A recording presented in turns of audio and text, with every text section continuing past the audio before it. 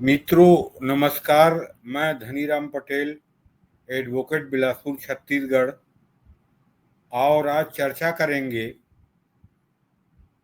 Donald Trump के 4 बार phone call को प्रधानमंत्री मोदी जी ने रिसीव ना करके क्या ट्रंप को उसके औकात दिखा दिया, और भारत, चीन और रसिया के नज़दीक आने से क्या अमेरिका के जो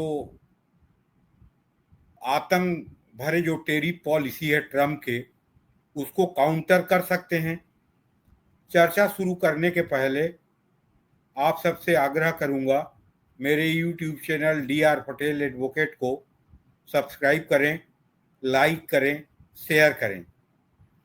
मित्रों, अभी जर्मनी के न्यूज़पेपर द्वारा रहस्य उद्घाटित हुआ कि अभी बीच में ट्रेड डील के लिए ट्रंप ने मोदी जी को 4 बार फोन कॉल किया, जिसे मोदी जी ने रिसीव नहीं किया।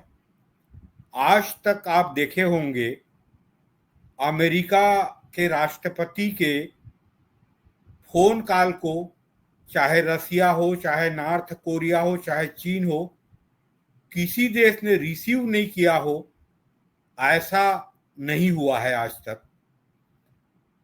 और अभी जो पिछले 3-4 माह से ट्रंप की जो टेरिफ की आतंक है, उससे दुनिया त्रस्त है। अमेरिका के लोग खुद विरोध कर रहे हैं। और भारत में जो 27 अगस्त से माने 50% जो टेरिफ लागू किया है, अमेरिका में ही उसके विरोध हो रहा है। अमेरिकी अर्थशास्त्री ने कहा है कि एक चूहा हाथी को डिक्टेट नहीं कर सकता, निर्देश नहीं दे सकता कि आप ये करो। और अमेरिका को अपने जो स्टेटस है उसको बरकरार रखना है, तो भारत को साथ में लेके चलना पड़ेगा। ये अमेरिकी अर्थशास्त्रियों को कहना है, नहीं तो महाशक्ति की जो स्टेटस है वो खत्म हो जाएगी। और मैं तो मानता हूं कि ट्रंप ने जो अभी आतंक की पॉलिसी अमेरिका में लागू किया है, दुनिया के लिए लागू किया है, तो अमेरिका की जो हेजेमनी है और महाशक्ति की जो स्थिति है, उसको समाप्त करने के ताबूत में आखिरी कील ठोक दिया है ट्रंप ने। आज चीन चीन, रसिया और भारत एक साथ आ जाएं और अपने विस्तारवादी नीति को चीन छोड़ दे, जो भारत के प्रति दुश्मन की पॉलिसी रही है, जिसमें भारत के जो 38,000 वर्ग किलोमीटर को कब्जा करना, 62 के युद्ध, और पाकिस्तान को हमेशा सपोर्ट करना, इस जो विस्तारवादी पॉलिसी को छोड़ दे और समानता पे व्यवहार करे भारत से, तो भारत और चीन के संबंध मजबूत हो सकते हैं और अमेरिका को उसके जो आतंक भरी नीति है उसमें काउंटर कर सकते हैं, और अमेरिका को दुनिया के सामने झुकना पड़ेगा। और डॉलर की जो मोनोपोली है वो भी दुनिया में समाप्त हो जाएगी। आज आप देखें, चीन के इकोनॉमी है $19 ट्रिलियन, प्रति व्यक्ति आय है $13,000, भारत की इकोनॉमी है 4.2 ट्रिलियन, $4.25 ट्रिलियन, और भारत की प्रति व्यक्ति आय है $2,800। रसिया की इकोनॉमी है $2.2 ट्रिलियन,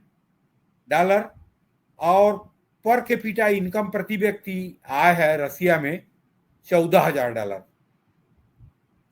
और खनिज संसाधन से भी परिपूर्ण है, चाहे वो चीन हो, चाहे भारत हो, चाहे रसिया हो। रसिया में तो विशाल खनिज संसाधन है और ट्रम्प ये सोच रहा था कि मैं 50% टैरिफ लगा के भारत को अपने आतंक में के बल पे अपने साथ ले आऊंगा और मैं भारत को डिक्टेट करूंगा। भारत को अमेरिका ट्रम्प कोई डिक्टेट नहीं कर सकता। अभी आपने कल देखा होगा कि वित्त वर्ष 2025-26 के प्रथम तिमाही के जो आया है डेटा, भारत का ग्रोथ रेट है विश्व में सबसे अधिक 7.8%, चीन के लगभग 5%, अमेरिका का 3%, ब्रिटेन के लगभग 1%, जर्मनी के 0%। ये ग्रोथ रेट है दुनिया का। भारत की ग्रोथ रेट है 7.8%। ट्रम्प चाहे जो भी कर ले, भारत को नहीं झुका सकता और जो ग्रोथ रेट है और जो प्रगति है भारत की, उसको डिरेल नहीं कर सकता अमेरिका। अभी जो प्रथम तिमाही का जो ग्रोथ रेट आया है उससे सिद्ध होता है। आज चर्चा चल रहा है दुनिया में, खासकर भारत में, क्या भारत के चीन दोस्त बन सकता है, रूस दोस्त बन सकता है या अमेरिका दोस्त बन सकता है? यह तीनों अपन चीन, रूस और भारत एक रीत संगठन की जो कल्पना किए थे 5-6 साल पहले, वो बना देते हैं तो क्या मित्र बन जाएंगे? देखिए, दुनिया के कोई भी राष्ट्र हो, चाहे चीन हो, चाहे अमेरिका हो, चाहे रसिया हो, दोस्त तब तक रहेंगे जब तक उनके जो नेशनल राष्ट्रीय हित है, नेशनल इंटरेस्ट है, उसकी पूर्ति होती रहेगी। तो हम चीन के साथ कोई मित्रवत गठबंधन थोड़ी बना रहे हैं। हम चाह रहे हैं कि चीन की जो पॉलिसी है उसमें वो आत्मचिंतन करे और ट्रेड बैलेंस जो एक पक्षीय है चीन के पक्ष में, उसके बारे में भारत को रियायत दे और भारत अपने नेशनल इंटरेस्ट के अनुसार गठबंधन बनाएगा, समझौता करेगा।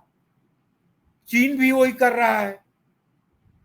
चीन की अभी जो विस्तारवादी नीति है उसके बारे में चीन को सोचना पड़ेगा और एक समानता पे आधारित भारत से व्यवहार करना पड़ेगा चीन को।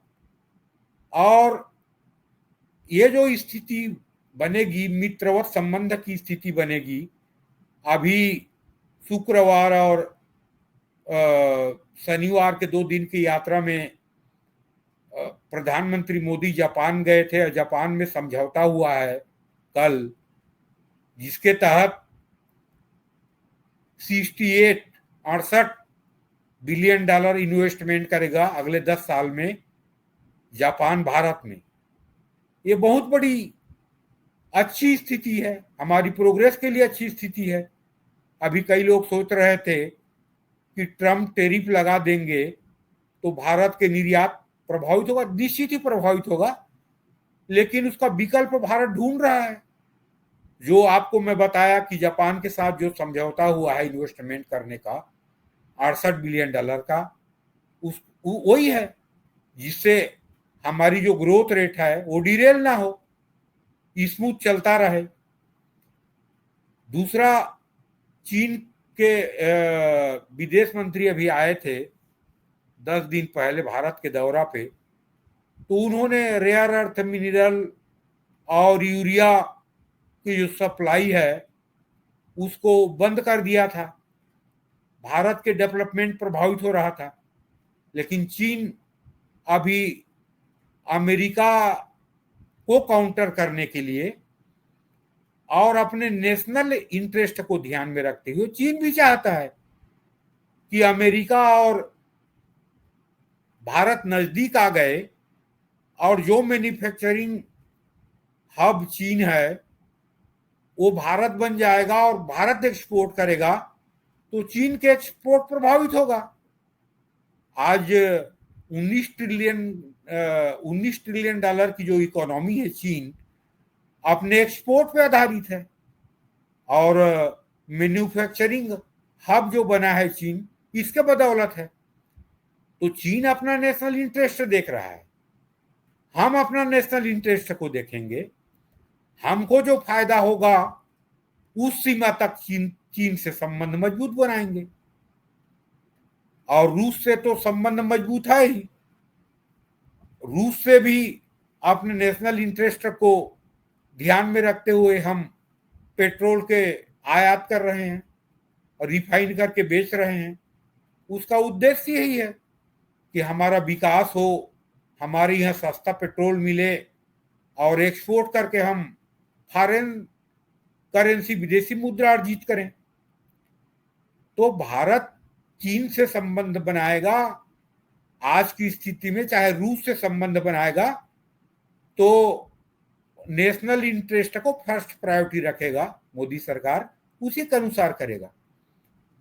लेकिन यहां एक विचारणीय प्रश्न है, ये जो अमेरिका की डॉलर की मोनोपोली और इंटरनेशनल ट्रेड में टेरिफ के जो आतंक है उसको काउंटर करने के लिए और अमेरिका को उसको औकात में लाने के लिए अगर अपने निहित स्वार्थ को छोड़ के तीनों का गठबंधन रीग बन जाए, रसिया, इंडिया, चाइना, उसको रीग बनाने का सोचा था, बन जाए और अंतर्राष्ट्रीय हित में रचनात्मक काम करने लगे और अमेरिका के आतंक को समाप्त करने के लिए काम करने लगे तो अमेरिका को काउंटर कर सकते हैं।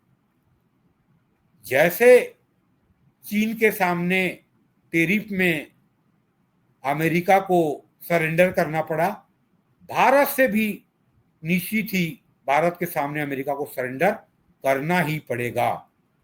आज इतनी बड़ी इकोनॉमी भारत बन चुकी है, एक्सपोर्ट इतना ज़्यादा है, हमारी जो नॉलेज बेस जो इकोनॉमी है, तो अमेरिका को निश्चित ही सरेंडर करना पड़ेगा।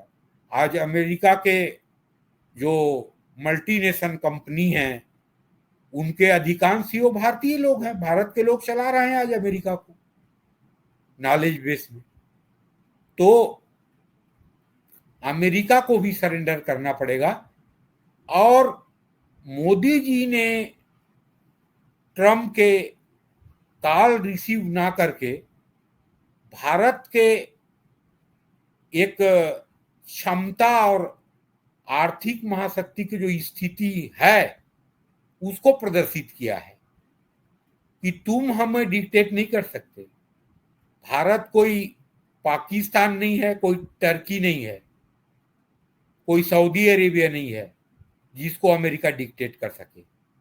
आज नहीं कर सकता है, कल भी नहीं करेगा और निकट भविष्य में तो दुनिया के 3 देशों में प्रतियोगिता होगी फर्स्ट नंबर की आर्थिक शक्ति बनने की, अमेरिका, चाइना और भारत। तो आज जापान से मोदी जी सीधा चीन गए हैं एससीओ की मीटिंग में। एससीओ मतलब शंघाई कोऑपरेशन ऑर्गेनाइजेशन, शंघाई सहयोग संगठन, जिसमें 10 देश हैं, ईरान से लेके भारत, पाकिस्तान, तजाकिस्तान, बेलारूस